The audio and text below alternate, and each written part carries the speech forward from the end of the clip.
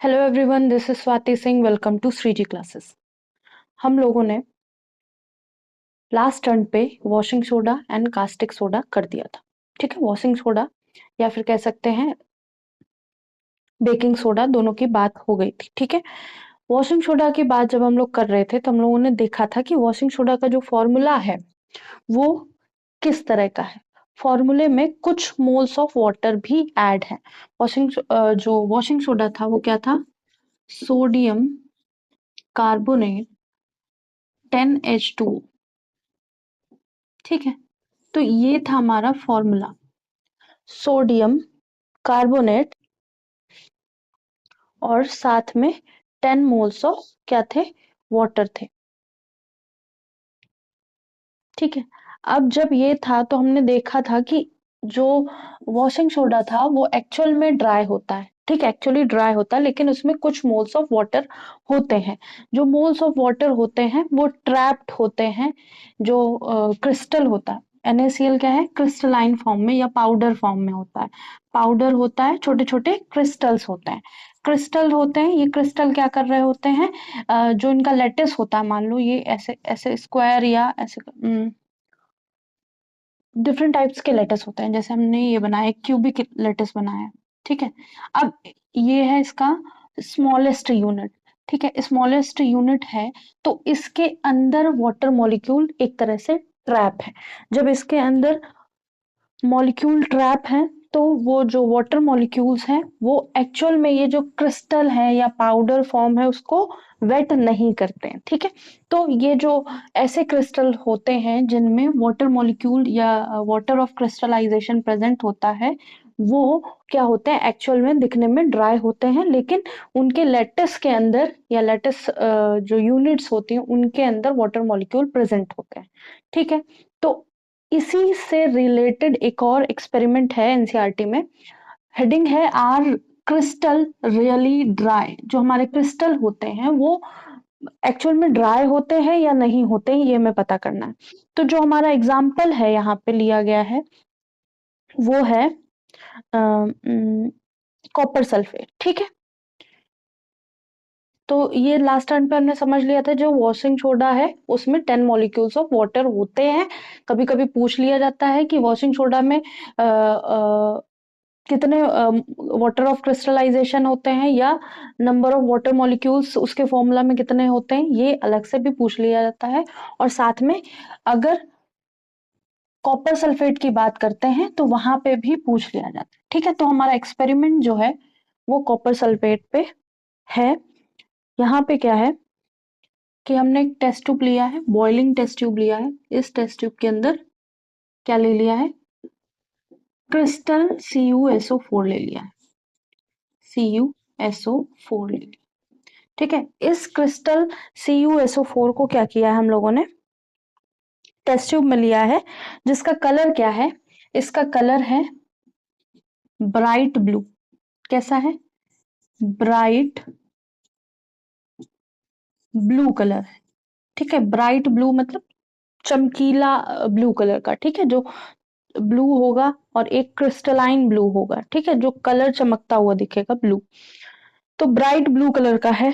इसको हमने test tube पे लिया और क्या किया? इसको ऐसे टोंग से पकड़ा और इसको हीट करने लगे। ठीक है, क्या किया? हीट किया।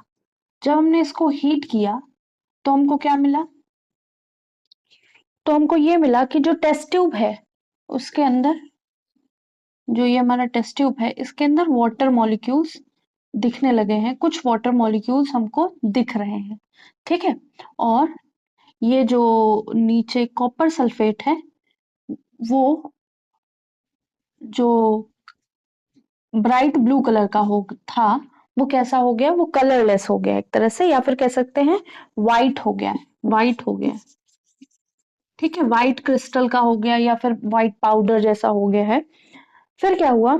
अगर ऐसा हुआ है तो हमें पता है ये जो कॉपर सल्फेट है वो क्या है? कॉपर सल्फेट के साथ कुछ मोल्स ऑफ वाटर होंगे, तभी हम हीट देने पर यहाँ से वाटर मॉलिक्यूल्स निकल के इसकी सरफेस पे, टेस्ट ट्यूब की सरफेस पे, या वाटर वेपर्स जो है सरफेस पे चिपक गए। ठीक है, तो क्या करेंगे, हीट करेंगे, कुछ कॉपर के क्रिस्टल्स को ड्राई टेस्ट ट्यूब में डालेंगे ताकि पहले से मॉइस्चर ना हो। फिर जो कॉपर सल्फेट जो एक्चुअल में ब्राइट ब्लू कलर का है, वो कैसा हो जाएगा, व्हाइट कलर का हो जाएगा। ठीक है, जब व्हाइट कलर का हो जाएगा तब क्या होगा, इसका मतलब ये होगा कि ये जो इसके साथ ये जो वाटर मॉलिक्यूल्स हैं या वाटर वेपर्स हैं वो निकल गए हैं बाहर या फिर सरफेस पे हैं, और नीचे क्या है, हमारा कॉपर सल्फेट है। तो इसका मतलब यहाँ पे कुछ number of moles of water होंगे, तो यहाँ पे कितने होंगे, 5H2। ठीक है, कॉपर सल्फेट जो होगा ये हाइड्रस कॉपर सल्फेट या हाइड्रेटेड पेंटाहाइड्रेटेड कॉपर सल्फेट या कॉपर सल्फेट पेंटाहाइड्रेट, ऐसे नाम देखने को मिलेगा हम लोगों को। तो कॉपर सल्फेट जो क्रिस्टल है वो देखने में तो ड्राई होता है, लेकिन उसके अंदर वाटर ऑफ क्रिस्टलाइजेशन होता है, या क्रिस्टलाइजेशन क्या कहते हैं, वाटर ऑफ क्रिस्टलाइजेशन प्रेजेंट होता है, या वाटर के मॉलिक्यूल्स क्रिस्टल के अंदर प्रेजेंट होते हैं। ठीक है, तो जब ऐसा होता है तो ये ब्राइट ब्लू कलर का होता है, जैसे ही हम हीट देते हैं तो व्हाइट कलर का हो जाता है, तो इसका नाम हो जाता है anhydrous. Anhydrous copper sulphate. Anhydrous copper sulphate मतलब वहां पे कोई वाटर का particle in the crystal of copper sulphate नहीं प्रेजेंट है। ठीक है, अगर हम इसी एनहाइड्रस कॉपर सल्फेट में ऐड कर दें फिर से वाटर, वाटर ऐड कर दें, फिर से कुछ मोल्स ऑफ वाटर ऐड कर दें, तो हमारा जो टेस्ट ट्यूब के अंदर कॉपर सल्फेट था वो फिर से कैसा हो जाएगा, ब्लू हो जाएगा। और यहाँ पे क्या हो जाएंगे, 5 मोल्स ऑफ वाटर दोबारा से री इंट्रोड्यूस हो जाएंगे, या फिर कह सकते हैं दोबारा से इसमें आ जाएंगे। तो यहाँ पे क्या है, जो अब जो हमारी हेडिंग थी वो समझ में आ गई होगी कि जो क्रिस्टल होते हैं वो रियली में ड्राई नहीं होते हैं, वो वेट होते हैं लेकिन दिखते ड्राई हैं। ठीक है, कैसे दिखते ड्राई हैं, तो जब क्रिस्टल जो कॉपर सल्फेट है डार्क ब्लू या ब्राइट ब्लू कलर का होगा तो उसमें 5 moles of water of crystallisation होंगे या 5 मोल्स ऑफ वाटर होंगे। ठीक है, 5 मॉलिक्यूल ऑफ वाटर होंगे एक कॉपर सल्फेट में। ठीक है, और अगर हम इसको हीट कर देंगे तो वाटर वेपर्स निकल जाएंगे, तो हमारे पास एनहाइड्रस कॉपर सल्फेट बचेगा जो व्हाइट कलर का होगा। और अगर हम फिर से वाटर को इसमें इंट्रोड्यूस करा देते हैं तो कॉपर सल्फेट के साथ 5 मॉलिक्यूल्स ऑफ वाटर फिर से जुड़ जाएंगे और हमारा कॉपर सल्फेट ब्लू कलर का हो जाएगा। तो अब सारी चीजें समझ में आ गई। ठीक है, तो हीट करने पे डिसअपियर हो जाएगा कलर, और वाटर को इंट्रोड्यूस कराने पर दोबारा से रीअपियर हो जाएगा कॉपर सल्फेट का कलर। वाटर ऑफ क्रिस्टलाइजेशन जो होता है, फिक्स नंबर ऑफ वॉट लिख लेते हैं, water of crystallisation, water of crystallisation, ये क्या होता है, fix number of water molecule present in any compound. ठीक है, या one formula unit of salt. ठीक है, इट इज अ फिक्स्ड, ये फिक्स नंबर ऑफ मॉलिक्यूल्स होंगे। इट इज द फिक्स, आ की जगह द फिक्स करो, it is the fix number of water molecules, number of water molecules present, कहाँ present होंगे, एक फॉर्मूला यूनिट में किसी के, सॉल्ट के। ठीक है, in present in one formula unit of salt. ठीक है, तो हम लोगों ने पहला एग्जांपल कल पढ़ा था, लास्ट टाइम पे पढ़ा था, जो क्या था हमारे पास, सोडियम कार्बोनेट डेकाहाइड्रेट। ठीक है, ये था। आज हमने पढ़ा कॉपर सल्फेट। ठीक है, अब एक ये भी क्वेश्चन आ सकता है, दो अभी और पढ़ेंगे, जिप्सम और प्लास्टर ऑफ पेरिस, दोनों पढ़ेंगे। पहले ये समझ लेते हैं, ये जो मॉलिक्यूल्स जितने एक सॉल्ट के फॉर्मूला में जुड़े होंगे वही है वाटर ऑफ क्रिस्टलाइजेशन, ठीक है। वही जैसे वॉशिंग सोडा में 10 मॉलिक्यूल्स ऑफ वाटर जुड़े थे एक फॉर्मूला यूनिट ऑफ सॉल्ट के, तो वो था वॉशिंग सोडा का वाटर ऑफ क्रिस्टलाइजेशन। इसका क्या है, 5 वाटर ऑफ क्रिस्टलाइजेशन, ठीक है। अब और भी बहुत सारे सॉल्ट हैं, जैसे जिप्सम है, जिप्सम है, और साथ में एक और पढ़ेंगे पीओपी, ठीक है। ये अभी आज करेंगे। पहला ये था, दूसरा ये है, तीसरा ये, और ये आज करेंगे। उससे पहले हम ये समझ लेते हैं कि कॉपर सल्फेट ही क्यों लिया गया। पहली चीज, कॉपर सल्फेट का खुद का कलर होता है। हम देख सकते हैं कि यहाँ पे वाटर मॉलिक्यूल्स थे, तो ये ब्लू कलर का दिख रहा था, और जैसे ही हमने हीट किया वाटर मॉलिक्यूल्स उड़ गए और इसका कलर व्हाइट हो गया। और फिर से अगर हम वाटर को इसमें इंट्रोड्यूस कराएंगे तो फिर से कलर ब्लू हो गया। तो पहला तो इसको हम ऑब्जर्व कर सकते हैं, ठीक है, ऑब्जर्व कर सकते हैं। वर्सेटाइल कंपाउंड है, बायोडिग्रेडेबल है, मतलब हम इजिली इसको क्या कहते हैं, इससे बहुत ज्यादा नुकसान नहीं हो रहा होगा, ठीक है। बायोडिग्रेडेबल मतलब इसको इजिली अगर गिर भी जाता है या फिर कहीं फैल जाता है या फिर कहीं वेस्ट हो जाता है तो इजिली एनवायरनमेंट को ये क्या नहीं करेगा, खराब नहीं करेगा, ठीक है।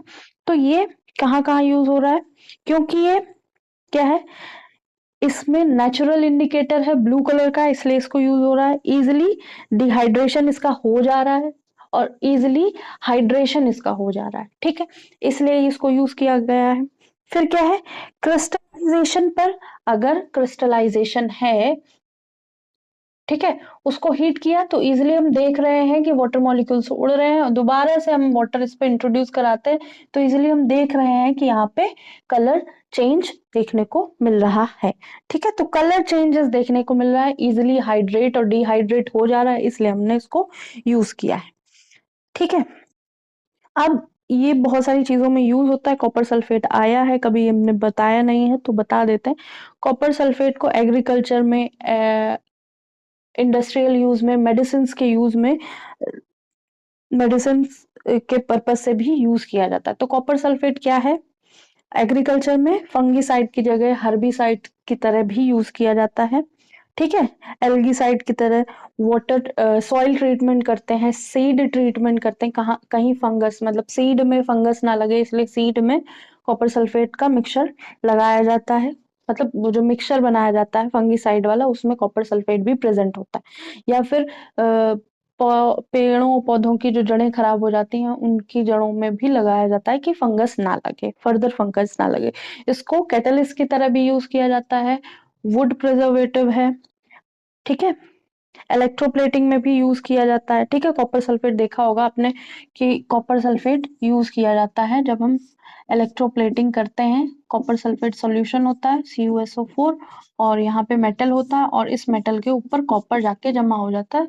जो भी मेटल के ऊपर हमें कॉपर की क्या करानी होती है, कोटिंग करानी होती है, ठीक है। एंटीसेप्टिक इन नेचर होता है, जर्मिसाइड होता है, मॉस्किटो कंट्रोल इससे होते हैं, तो इसलिए बहुत ही कैसा है, वर्सेटाइल है, बहुत ही ज्यादा यूज में आता है और इजिली हम इसका कलर चेंज देख सकते हैं। फिर एक आता है हूफ ट्रीटमेंट, हूफ ट्रीटमेंट में भी इसका यूज होता है। हूफ ट्रीटमेंट क्या होता है, एंटी माइक्रोबियल पावर होती है इसमें, मतलब फंगस में भी हेल्प कर रहा है, बैक्टीरिया में भी, और माइक्रोब्स को भी, जैसे जानवरों के पैरों में कीड़े हो जाते हैं या कुछ दिक्कत आ जाती है, माइक्रोब्स वगैरह पड़ जाते हैं, तो उसमें भी इसका यूज करते हैं कि इससे धुलते हैं पैर, ठीक है, कॉपर सल्फेट के पानी से। या फिर कॉपर सल्फेट जो दवाएं दी जाती हैं उसमें कॉपर सल्फेट प्रेजेंट होता है, जिससे उनके पैरों में क्या हो, जो माइक्रोब्स वगैरह आ गए हैं, बेसिकली हॉर्सेस और कैटल्स जो पालतू जानवर रहते हैं उनमें देखा जाता है, ठीक है। तो ये हो गई कुछ प्रॉपर्टीज। कॉपर सल्फेट हम बहुत ज्यादा यूज कर रहे हैं तो इसलिए उसका यूज भी हो गया, और क्यों यूज किया जाता है यहाँ वो भी पता होना चाहिए, ठीक है। तो ये एक्सपेरिमेंट हो गया हमारा खत्म, ठीक है। नेक्स्ट हम बात करेंगे प्लास्टर ऑफ पेरिस की। तो उससे पहले इसमें कुछ नोट करना हो तो नोट कर सकते हैं। अगर कहीं पूछा जाए कॉपर सल्फेट यहाँ क्यों यूज किया जा रहा है, तो क्यों, पहली चीज यहाँ पे easily hydration of copper sulphate हो रहा है, पहला। दूसरा, कलर चेंज हमको देखने को मिल रहा है। तीसरा, बायोडिग्रेडेबल इन नेचर है। और चौथा, नेचुरल इंडिकेटर है, मतलब खुद का कलर है, इसमें हमें कुछ और मिक्स करके कलर देने की जरूरत नहीं होती है। ठीक है, तो होप सो ये एक्सपेरिमेंट समझ में आया होगा। इसको हम एक्सपेरिमेंट की प्लेलिस्ट में भी डाल देंगे, और इसको जो चैप्टर है हमारा उसमें भी इंक्लूड करेंगे। ठीक है, होप सो नोट कर लिया होगा।